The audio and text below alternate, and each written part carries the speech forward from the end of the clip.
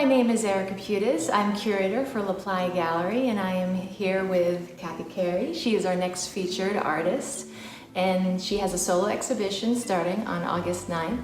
From 5 to 8 p.m. is the opening, and there's going to be wine and cheese, and you get to speak to her, and you get to see her beautiful paintings. There's a huge one behind us right now.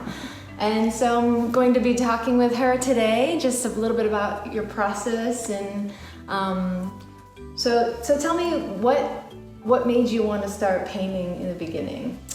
Well, I've been painting all my life. So when I was a kid, I was really into color. And so my favorite thing was the Crayola crayon box. I knew all the colors, I knew all the names, and I used to just love drawing everything, the real world, imagined world. And from there I went to the Corcoran School of Art when I was 15. And so that's when I really started getting a lot of training, and I just loved it. I really loved learning. And so over the years, I've always kind of kept up with learning new techniques and ways of doing my art. I work in oil now, but for most of my life, I worked in watercolor and pastels. I really know how to do everything, but I decided to focus on oil. Oh, okay, cool. So you started training in your art when you were 15. That's pretty early. Yeah. So after that, after, I guess, high school? Well, I was still in high school when I went to the Corcoran. Right. Yeah. And then you went to college for art also? I did. I got a BFA from Virginia Commonwealth University, which is a terrific art school back in Virginia. And I majored in painting and printmaking, and all the courses that I took were in the arts somehow or another. I got a minor in fabric design because I really love pattern. Was the other thing I was really exploring, pattern and color, composition, things like that. And I really loved art history. I took a lot of art history. Oh, cool. And the other thing that I did that's a little unusual maybe is that I like to write. I loved creative writing. And I took linguistics. And the reason I did that is that I wanted to learn the pattern of language, because I wanted to turn color and line and composition into a language that people could read when they looked at my paintings. And so I kind of developed that then just by applying the ideas of linguistics to my paintings. Wow. Have you ever included any words into your paintings? I have. I definitely have. And it's funny because people look for them. I don't do it every time. It's not a gimmick. But sometimes I feel so moved to write something in it. Usually they're affirmations. I'll write something like joy or love or, take care of the earth or things like that. I do a lot of animals. One time I wrote the word swamis. I did a painting of swamis, and I wrote swamis in the surf. Oh, cool. Yeah, so that's kind of cool. So, neat. It's fun for people to look for those things. That is cool. Wow. So that's pretty cool that you have all that linguistics incorporated into your artwork. What is your process, and where do you start from? How do you decide what to paint?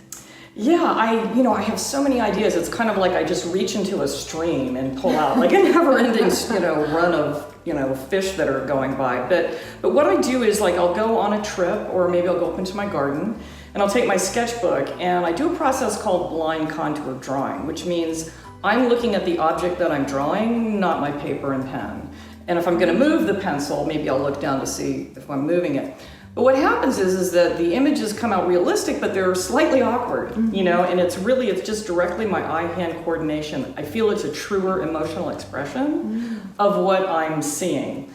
So I do that. I start off with sketchbooks, and then I had a graphic design business for years, and so I'm really good on the computer and stuff, and so I'll scan in the sketches, and sometimes I combine sketches. I'll do maybe 2 or 3 things, or I'll take a piece of one sketch and add it to another. And then I work the composition in the computer, so I can make things bigger and smaller, and I can distort things. Oh, cool. Because I like to blow things out of proportion. Right. I'm making an emotional response to something. I'm not trying to make it look like the way it is. I'm trying to make it look like the way it feels to me, which is bigger and better and more wonderful maybe than it is. And that's why they're so beautiful. Oh, thank you. That's very nice of you to say. So from there, I get the composition, and then I project it onto the canvas size that I want to do. And I start with a canvas that I have completely coated with a gold metallic gesso. Oh, wow. And the reason I do that is that that gold shimmers out between all the colors, and it kind of it's like they're like a little spotlight on every color.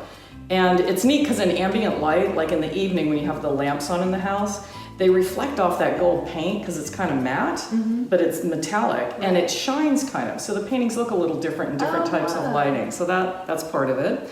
So I do the drawing on the canvas and then I start doing different layers.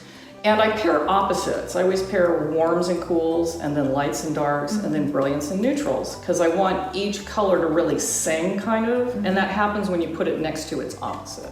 So I work on those ideas. So you paint, looks like a lot of the area that we live in Southern California. Is there anything else that you particularly like to paint?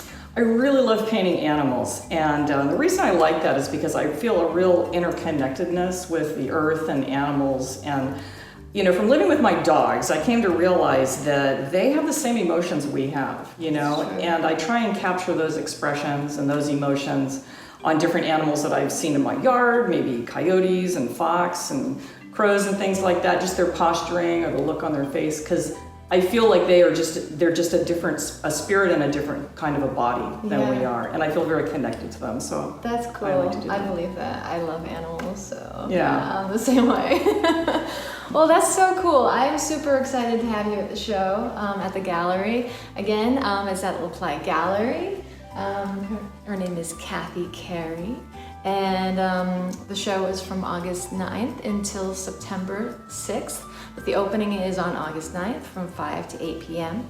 And the name of the show is called Essential Colors and Other Dreams of Life, which you can see from her beautiful paintings is exactly what she paints. So we hope to see you there, and thank you for watching. And thank you for having me in your studio. Sure, Erica, thank you for the opportunity to show at the La Playa. Oh, thank you. Thanks. Bye. Thanks.